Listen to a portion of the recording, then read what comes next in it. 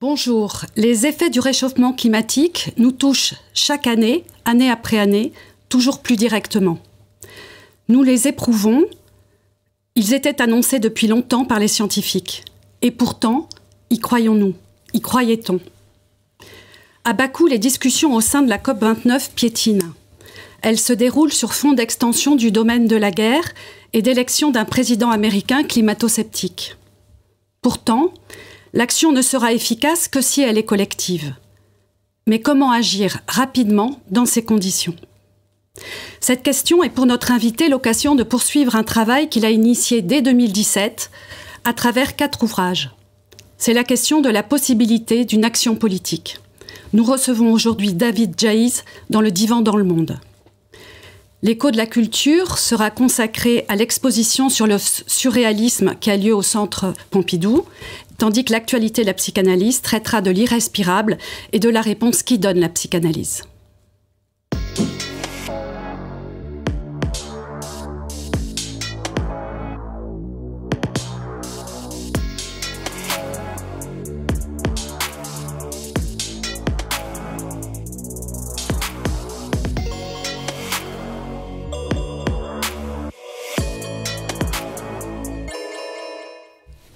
David Djaiz, bonjour. Bonjour. Merci d'avoir accepté notre invitation.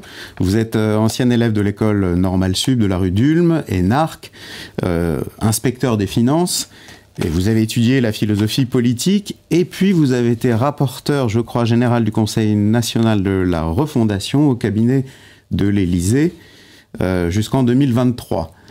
Vous faites un constat dans ce 4e livre. L'action politique quant à l'écologie semble paralysée. Mais n'est-ce pas votre question générale? Dans votre premier ouvrage, La guerre civile n'aura pas lieu, vous avez souligné le risque de guerre civile inhérent, me semble-t-il, au désamour contemporain envers le pouvoir. Dans votre deuxième, Slow Démocratie, vous prenez un exercice apaisé de la démocratie dans un contexte qui est celui de l'accélération de la mondialisation. Dans le troisième, le nouveau modèle français, vous appelez à un nouveau modèle pour la France susceptible de réenchanter la politique. Et dans le dernier ouvrage, cet ouvrage qui fait votre actualité, vous proposez un plan d'action européen pour agir rapidement en faveur d'une nécessaire transition écologique.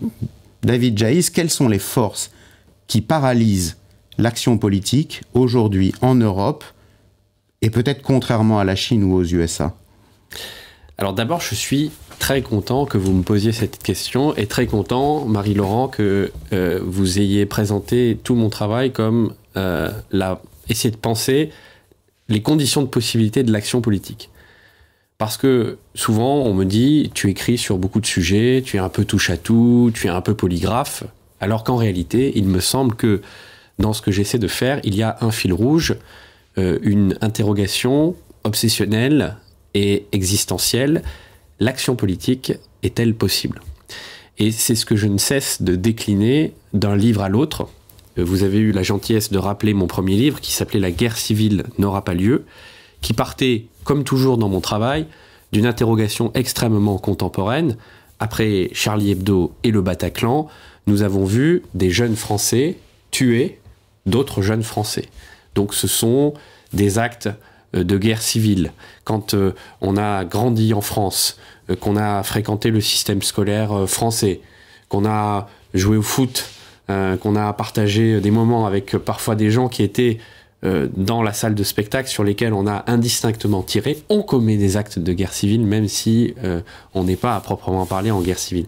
Et donc, me semblait atteint à ce moment-là le politique dans ce qu'il a de plus essentiel, c'est-à-dire la garantie de la paix civile. Parce que les définitions les plus archaïques de la politique, c'est la paix vis-à-vis de l'extérieur, c'est vivre en paix ou défendre ses frontières vis-à-vis des puissances extérieures, et c'est garantir à l'intérieur des frontières ou des limites de la cité la paix civile. Donc quand il y a des actes de guerre civile qui sont commis par des citoyens français contre d'autres citoyens français, c'est l'existence même du pacte politique qui est menacée. Dans mon deuxième livre, qui s'appelle Slow Démocratie, j'examinais en réalité les effets d'une intensification sans précédent des échanges commerciaux, des échanges informationnels, des échanges de capitaux, des échanges humains qu'on appelle un peu hâtivement mondialisation sur la démocratie qui, elle, reste nationale. Notre régime représentatif, démocratique, bon an, mal an, conçu quelque part au XIXe siècle, qui s'est modernisé, qui s'est démocratisé, mais qui reste à peu près de même forme que celle qui est apparue au XIXe siècle, eh bien, il est profondément percuté par cette contrainte extérieure. Et dans la Révolution obligée, le livre pour lequel vous m'invitez aujourd'hui, j'essaie avec mon co-auteur Xavier Desjardins, qui est un professeur de géographie, d'examiner en quoi cette transformation planétaire qu'est le changement climatique et la nécessité politique de s'y attaquer si nous voulons continuer à survivre, si nous voulons assurer la survie quasiment biologique de l'espèce humaine, eh bien ça transforme aussi profondément le pacte politique et le pacte démocratique. Donc finalement, que ce soit le djihadisme, la mondialisation ou la transformation écologique, ce sont des phénomènes macro qui percutent en quelque sorte notre pacte démocratique, qui lui font subir un stress test inédit, d'une ampleur inégalée, d'une ampleur inouïe, et il faut donc redéfinir la condition de possibilité de l'action politique à l'aune de ces grands phénomènes. Alors, dans Slow Démocratie, pas votre premier livre, Slow Démocratie, vous vous référez au triangle de Roderick, qui, je le rappelle pour nos auditeurs, figure l'incompatibilité de conjoindre simultanément 3 facteurs politiques, une intégration économique et financière dans la mondialisation, un État-nation et une grande vitalité démocratique. Est-ce que vous considérez toujours cette impossibilité comme indépassable ?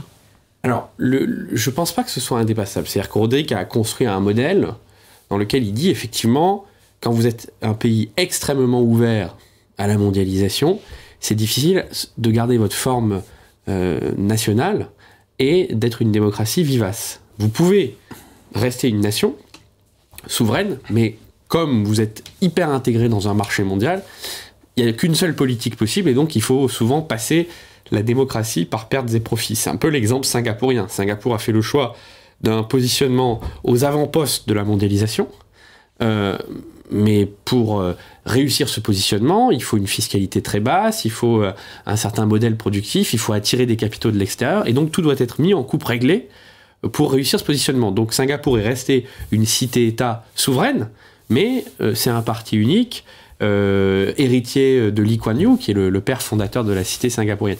Et puis à l'inverse, il y a d'autres exemples où on a des nations qui se sont intégrées dans des espaces de libre-échange plus vastes, mais qui ont fait le choix, pour rester démocratiques, de se diluer. C'est le cas du Texas, par exemple, aux États-Unis, qui est tellement ouvert sur l'espace américain que, en fait, à l'issue de la guerre avec le Mexique, choisit de rejoindre la fédération américaine.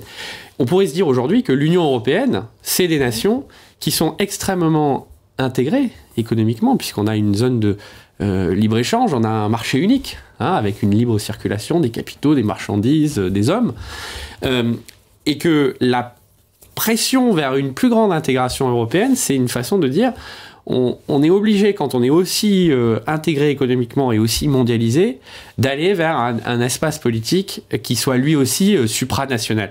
Et on a bien vu, durant les années 2010, au moment de la crise des dettes souveraines, qu'il y avait une tension très forte entre cette hypermondialisation qui nécessite des disciplines économiques qu'on a vu s'appliquer parfois très durement à la Grèce, au Portugal, à l'Italie, quand ces pays étaient au bord de la faillite, et en même temps le désir des peuples de se gouverner eux-mêmes. Et donc ça fait peser sur la démocratie une tension, mais pour autant c'est pas une tension insurmontable. C'est-à-dire que c'est une question de réglage, et c'est ça que j'ai essayé d'examiner dans Slow Démocratie, en montrant que probablement y avait-il une voie intermédiaire, une voie de compromis possible, qui consistait à dire on diminue un petit peu le volume sonore de la mondialisation, on se protège, on met en place un protectionnisme vert, par exemple une taxe carbone aux frontières, on fait preuve d'un peu plus de circonspection dans l'ouverture commerciale. On le voit en ce moment avec le débat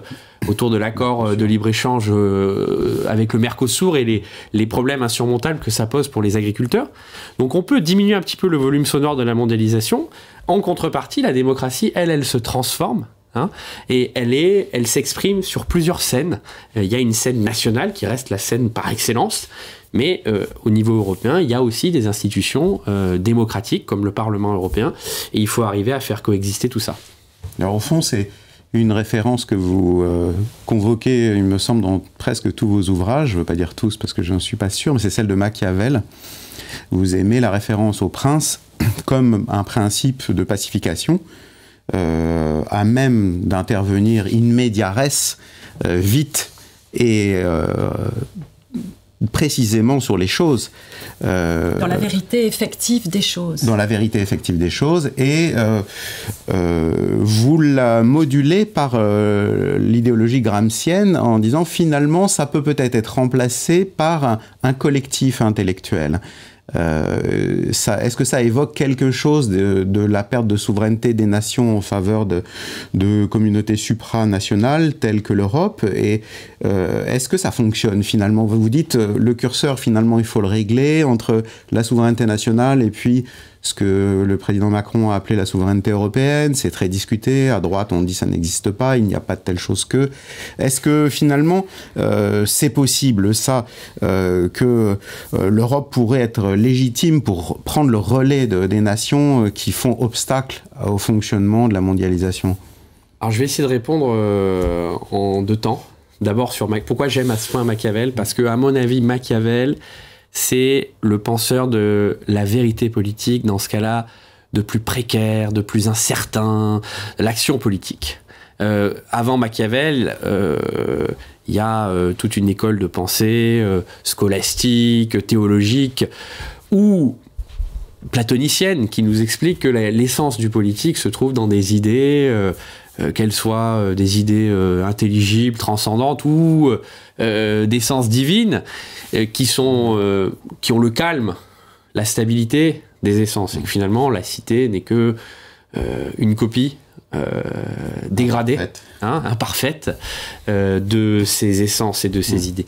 Chez Machiavel, il n'y a pas ça. On est tout de suite jeté dans l'action politique. C'est pour ça que je dis, c'est un penseur in medias res. Il est au milieu des choses.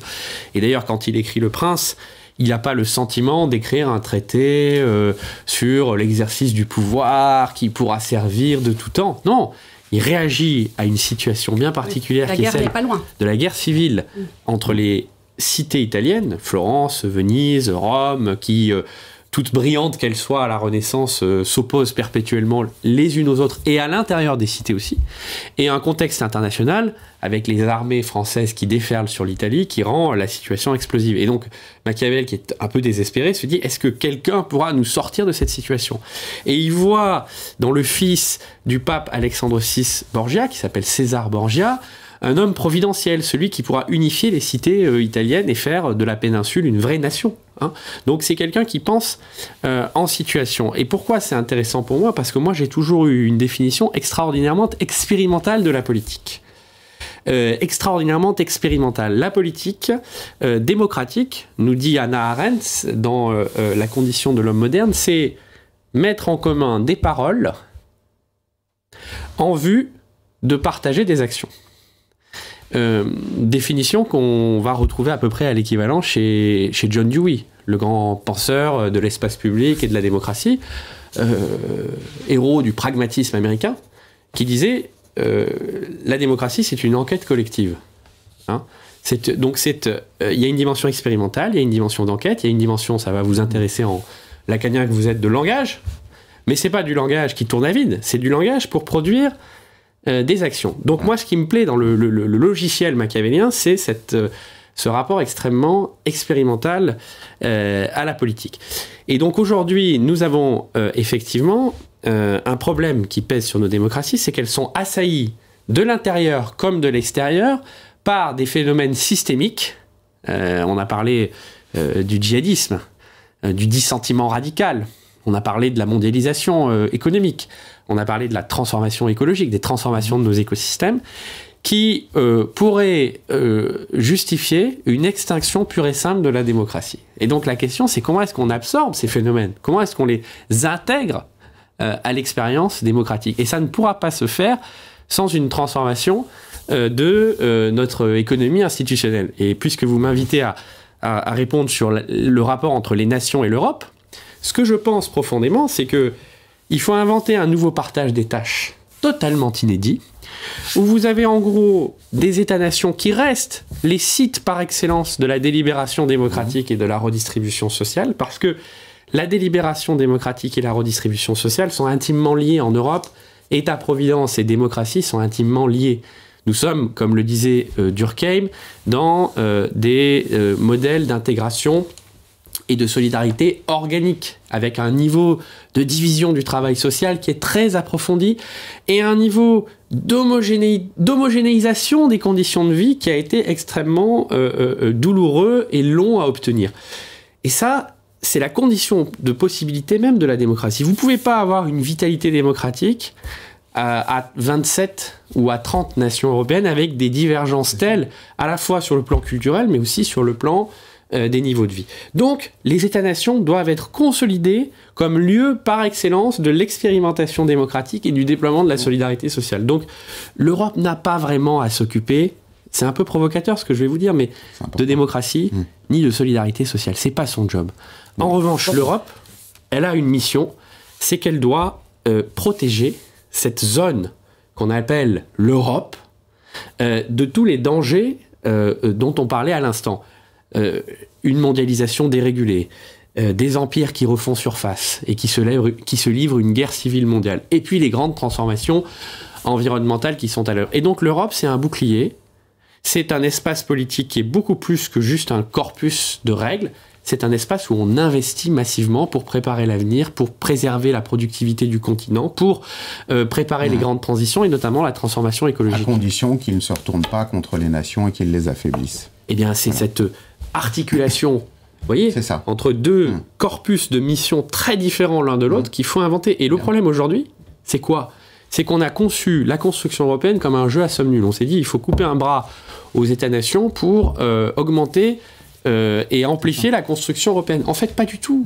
Il faut inventer une complémentarité et arrêter de raisonner comme dans un jeu à somme nulle, comme si tout ce qu'on devait ajouter à la construction européenne devait se faire par soustraction de ce qui sont les attributs des nations. Mais ça suppose aussi, de la part du personnel européen, aussi bien que du personnel politique des États-nations, un changement d'attitude. Quel est-il? Le personnel européen doit arrêter de penser qu'il va régir les choix démocratiques fondamentaux des nations qui composent l'Europe. Qu'est-ce que ça implique? Ça implique qu'évidemment, il y a des règles minimales qui doivent être partagées. L'état de droit, la démocratie, les libertés civiles, donc ce que fait Orban par exemple en Hongrie, n'est pas acceptable. Mais jusqu'à quel niveau de granularité veut-on aller, notamment dans l'action des cours constitutionnelles européennes, dans le contrôle de ce que font les États-nations? Première question que je pose. Et en contrepartie, il faut que les dirigeants des États-nations arrêtent de se défausser sur l'Europe de leur propre turpitude. Vous voyez, donc c'est un changement culturel profond. On suivra cette discussion après une petite oui, à propos d'invention, justement. Voilà. Nous allons accueillir l'écho de la culture, Laura Viguier, qui va nous parler d'une exposition au Centre Pompidou qui a lieu actuellement.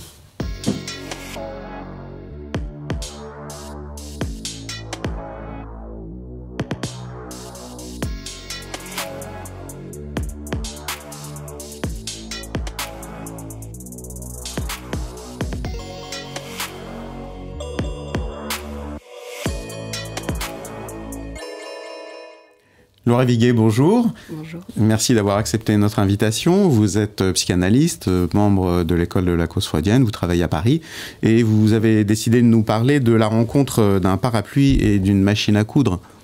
Oui, se tient au Centre Pompidou une exposition qui marque le centenaire de la publication du premier manifeste du surréalisme qui a été écrit par André Breton.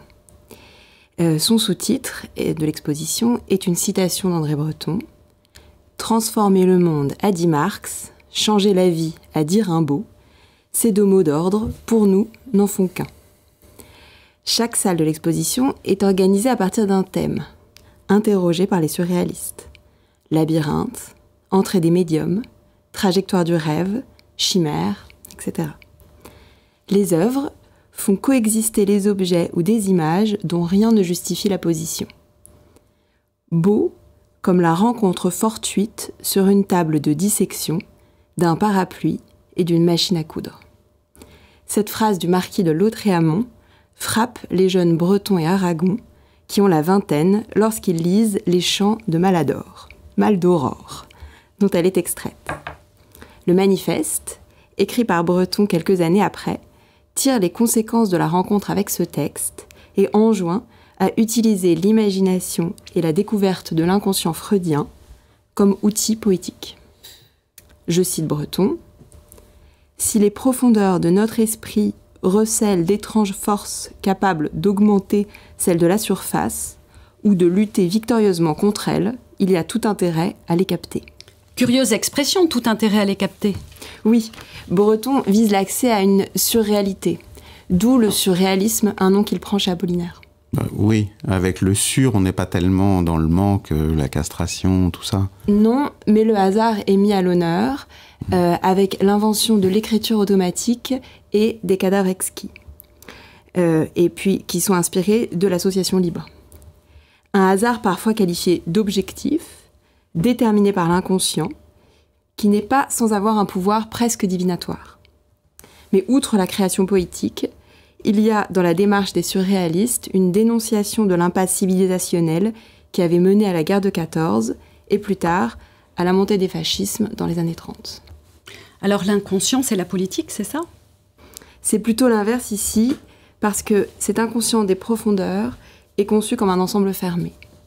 Un tout, un savoir déjà là. C'est en cela que l'écriture automatique s'oppose à l'éthique du bien-dire de Lacan, qui ne peut se supporter que d'un manque. S'il redoute le bien-dire, je cite Lacan dans Télévision, le discours analytique existe mal de ne faire que redoubler la malédiction sur le sexe. Juste avant ce passage, Lacan dit que c'est de cette malédiction que Freud parle dans son malaise dans la civilisation. Si on ne peut sortir du malaise en ignorant les forces que recèlent les profondeurs de l'esprit, on ne peut pas plus en le captant. Faut pas y aller à cette expo alors, c'est ça ? Au contraire, parce que l'effet produit par certaines œuvres des surréalistes est saisissant. Je pense au tableau « Le jardin de la France », peint par Max Ernst, où la courbe d'un fleuve, sillonnant une carte d'écolier, révèle un corps de femme. Ou bien à une photo de Dora Maar, main coquillage, où une main sort de la coquille d'un escargot, là où devrait se trouver la tête de l'animal. Dans ces deux exemples, c'est la mise en parallèle d'images 2 à 2 qui regarde le spectateur et produit une étincelle de poésie.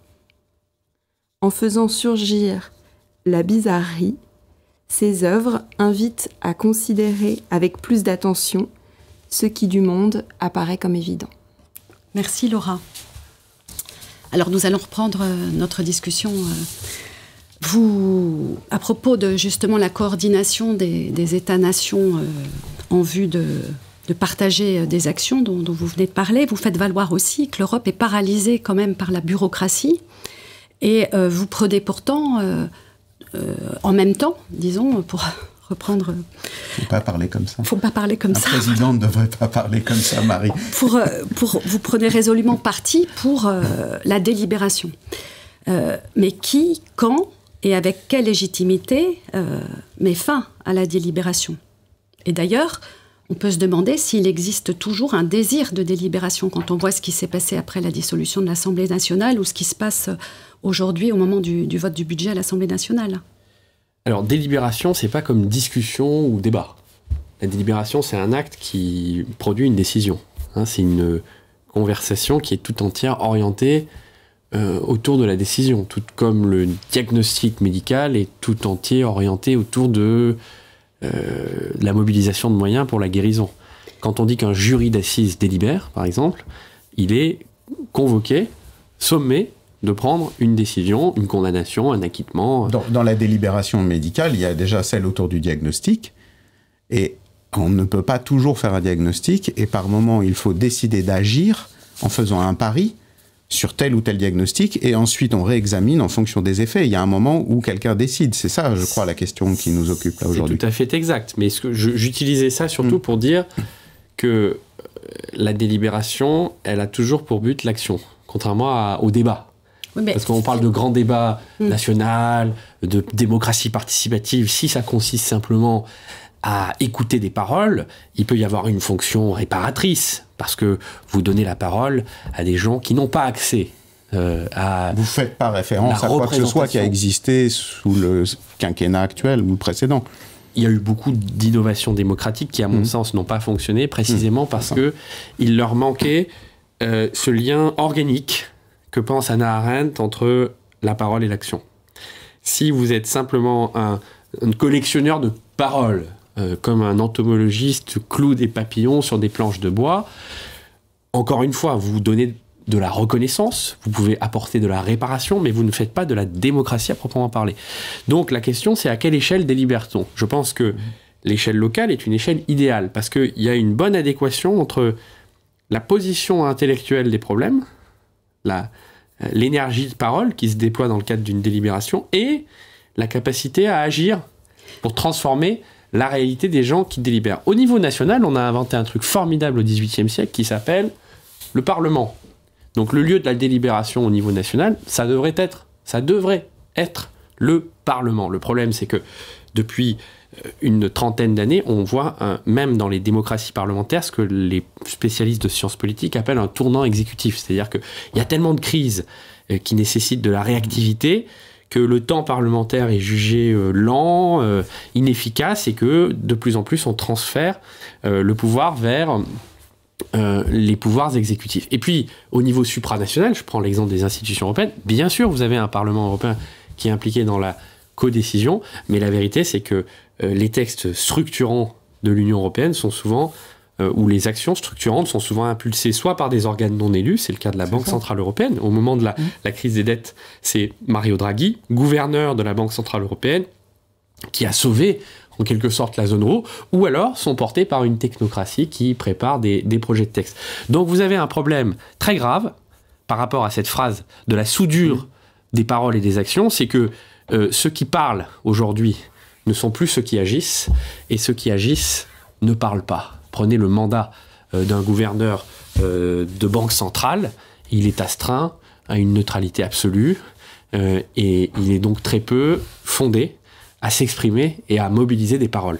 Et donc, je crois que tout l'enjeu de la slow démocratie, au-delà des questions d'échelle, c'est-à-dire comment on articule le national et le continental, par exemple, c'est comment est-ce qu'on ressoude des paroles et des actes. Parce que si le divorce devient une béance entre les paroles et les actes, grand est le risque que la démocratie ne soit plus qu'un théâtre d'opérette, fait pour amuser la galerie, et que, de l'autre côté, on accrédite l'idée qu'un gouvernement d'experts, qu'un gouvernement de techniciens, ou qu'un gouvernement dirigé par un homme fort, c'est plus légitime. Et c'est d'ailleurs très exactement ce qu'on voit dans les enquêtes d'opinion qui sont consacrées à la démocratie aux États-Unis comme en Europe. Les jeunes générations, les 18-34 ans, se prononcent beaucoup plus massivement en faveur d'un homme fort ou d'un gouvernement des experts que les générations 40, 50, 60 ans. C'est le retour de votre prince. Je ne sais pas si c'est le retour du prince, parce que ce qui est intéressant, c'est le prince noir. Ce qui est intéressant surtout chez Machiavel, c'est que Machiavel est un penseur, alors je ne dirais pas un démocrate, parce que ce serait un anachronisme, mais comme il pense l'action politique, dans son effectivité, c'est quelqu'un qui a parfaitement compris que dans une république, dans une cité italienne par exemple, il y a des humeurs, il appelle ça les umori, qui s'expriment contradictoirement. Il y a les humeurs des grands, il y a les humeurs du peuple. Ça, c'est vieux comme toute la philosophie politique de l'Antiquité. Et il dit, le prince, c'est justement un opérateur qui est suffisamment habile pour arriver, à partir de ses humeurs, apparemment, de ses affects de guerre civile, apparemment inconciliables, à produire du commun par son habileté, par évidemment toutes les procédures, les ruses et les séductions qui peuvent parfois être nécessaires pour réussir à produire Alors, en pratique, commun. comment vous pensez possible, dans la perspective de réenchantement peut-être de la politique, de cette soudure que vous citez, comment vous pensez possible, avec le morcellement du lien social qu'on constate, qui est probablement généré par la consommation, l'individualisme massif démocratique, comment faire pour recréer ce commun qui permette d'avoir une confiance envers des gouvernants? Nous n'aurons pas d'autre choix que d'aller vers un partage des tâches beaucoup plus clair entre la vie locale, la vie nationale et la vie supranationale. La vie locale, au fond, c'est 90% de notre quotidien. Le matin, on amène nos enfants à l'école, on va au travail, on roule sur des routes départementales ou nationales, on va faire des courses, on va s'occuper de nos grands-parents qui sont parfois dans des EHPAD, on a affaire aux services médicaux.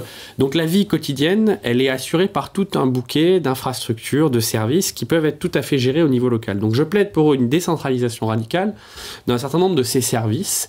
Vous avez compris pourquoi ? Parce que il faut que les citoyens qui vivent dans un bassin de vie, dans une ville, puissent délibérer autour de ce qui dessine en quelque sorte leur phénoménologie du quotidien.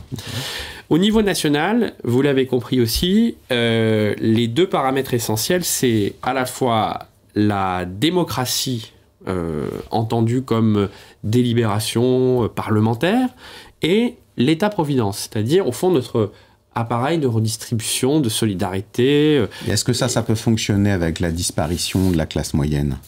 C'est ce que dit Marcel Gaucher, c'est que finalement... difficilement fonctionner avec la disparition de la classe moyenne, mais je vais y venir.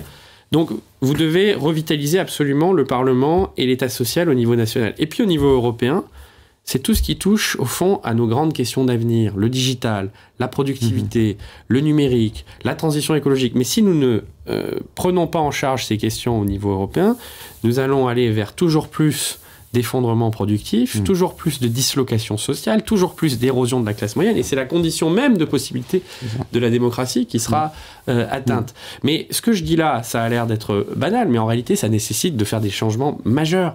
Aujourd'hui, tout est trop intriqué. On prétend faire de la démocratie au niveau européen.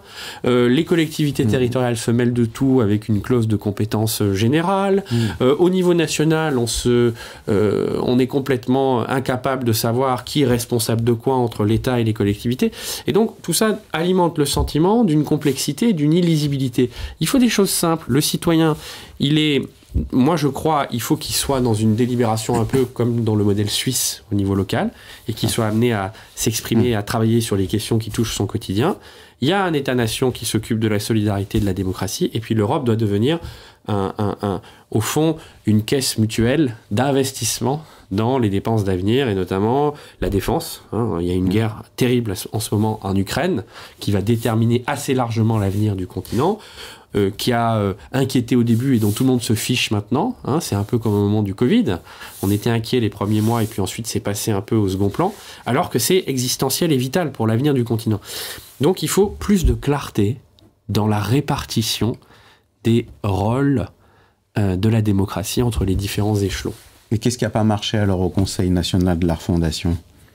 Le Conseil national de la refondation, je continue à défendre cette initiative parce que l'idée c'était de dire justement, nous avons en France de grands services publics comme l'école, l'éducation nationale ou la santé, et ces services publics sont encore organisés selon le modèle très fordiste où vous avez des administrations centrales qui décident de leur fonctionnement tout en haut. Vous avez des exécutants, des soignants et des enseignants qui se sentent peu considérés, qui sont réduits à n'être plus que les exécutants de directives sur le terrain. Et puis au milieu, vous avez ce qu'on appelle un management intermédiaire, des inspecteurs, des contrôleurs de gestion qui sont simplement chargés de s'assurer que les directives prises en haut sont répercutées à la base. Moi, je crois qu'il faut, en cohérence avec ce que je vous disais à l'instant sur la nouvelle démocratie locale, il faut complètement rompre avec cette logique. Il faut se dire, et là encore, pardonnez-moi de citer John Dewey, une école, c'est un lieu extrêmement complexe dans lequel il y a des milliers de flux dans une journée, des élèves, des parents, des enseignants, des agents, des associations, avec un public qui est très différent d'un territoire à l'autre. Donc il faut que les gens qui fréquentent cette école ou les gens qui fréquentent cet hôpital soient déjà équipés et mis en situation d'enquêter pour comprendre ce qui fait la réalité de leur structure, de leur établissement. Dans un collège où, par exemple, les filles ont de graves problèmes d'apprentissage des mathématiques, c'est des réalités que j'ai rencontrées, on se rend compte que c'est souvent dans les familles que ça dysfonctionne. Donc il va falloir travailler sur l'apprentissage des mathématiques différemment, ça peut pas être que dans la classe. Ou bref, vous êtes pour faire respirer la société plus largement. La démocratie, c'est l'enquête. Et donc, il faut donner aux agents du service public, mais aussi aux usagers, donc c'est-à-dire à vous et moi, puisqu'en France, le service public, c'est constitutif de la citoyenneté, les moyens de mener l'enquête et les écouter, pour agir. Dans cette tension entre délibération et rapidité nécessaire à l'action. Vous avez raison. Il y aura toujours un saut, peut-être. En tout cas, nous allons... Merci, David Jaïs, de cette conversation avec vous. Nous allons... Maintenant, passer à l'actualité de la psychanalyse, parce que l'inconscient est transindividuel et non pas collectif.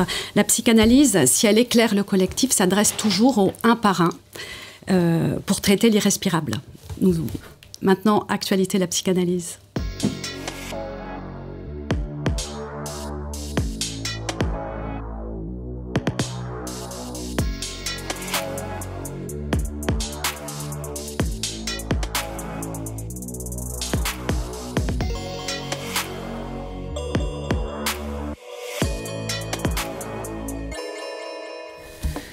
Marie-Claude Sureau, bonjour. Bonjour.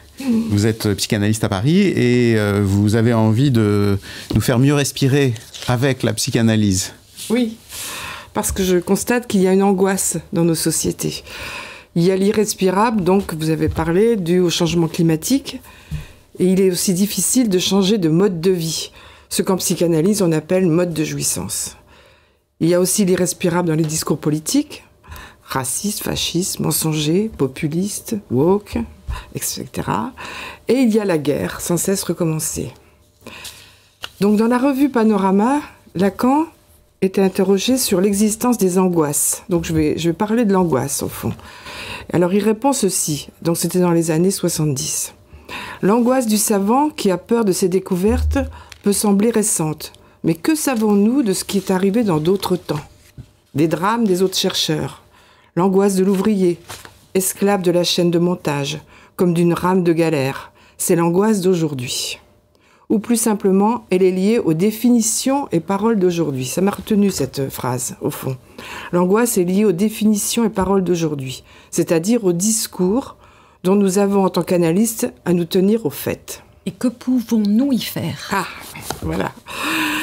Alors j'ai eu un exemple récent, au fond. Nous avons organisé avec l'Éducation nationale.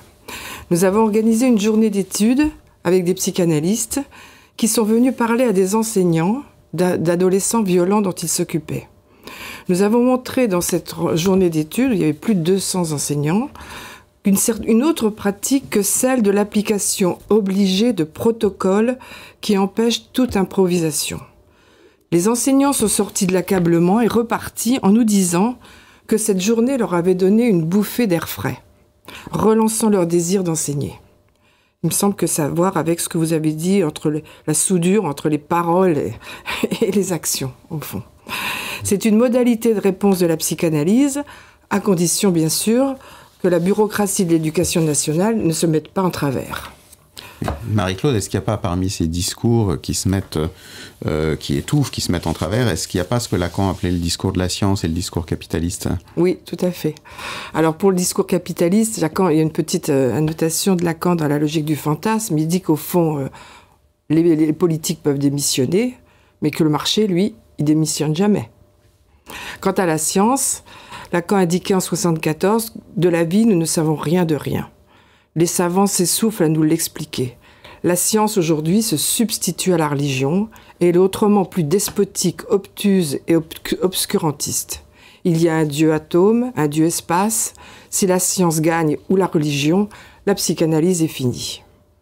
La science, par ses conséquences techniques, produit des objets, donc toujours plus, plus ou moins désirables. La consommation est à son apogée.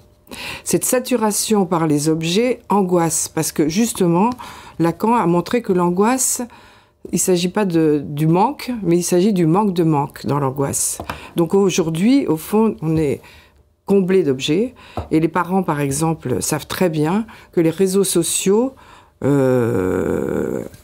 rendent les enfants captifs. Et donc, ça angoisse les parents. On en a des témoignages tous les jours dans nos cabinets. Ça les étouffe. Vous êtes alarmiste ? Écoutez, non, je crois pas. Je reprends encore une citation de Lacan qui dit « Je ne me range ni parmi les alarmistes, ni parmi les angoissés. Malheur aux psychanalystes qui n'auraient pas dépassé le stade de l'angoisse. » C'est vrai, autour de nous, il y a des choses horripilantes et dévorantes, dit-il, comme la télévision, qui phagocytent les gens. Mais au fond, c'est pas parce qu'il y a des gens qui se laissent phagocyter, qui s'inventent même un intérêt pour ce qu'ils voient, on entend par là qu'il y a une responsabilité de chacun de choisir parmi toutes les sollicitations des objets de consommation. C'est-à-dire que Lacan, il remet la responsabilité individuelle devant tous ces objets de consommation qu'on a à faire. Donc, par exemple, il vaut mieux regarder Studio Lacan que d'autres choses moins intéressantes. Et puis, dit encore Lacan, il y a des trucs monstrueux, autrement dévorants, les fusées, les recherches sur les fonds des océans, toutes choses qui dévorent. Mais il n'y a pas de quoi en faire un drame, dit-il. Je suis certain que lorsque nous en aurons assez des fusées, de la télévision et des maudites recherches avides, nous trouverons autre chose de quoi nous occuper. Et au fond, il fait de la religion, de la science, une reviviscence de la religion. Et quel meilleur monstre dévorant que la religion, dit-il. C'est une fête continuelle. De quoi se divertir pour les siècles, comme cela a déjà été démontré. Oui, on est vraiment cerné là entre science, technique, religion, que de danger, comme on a évoqué tout à l'heure. Oui. Alors, encore une fois, Lacan dit que l'homme a toujours su s'adapter au mal.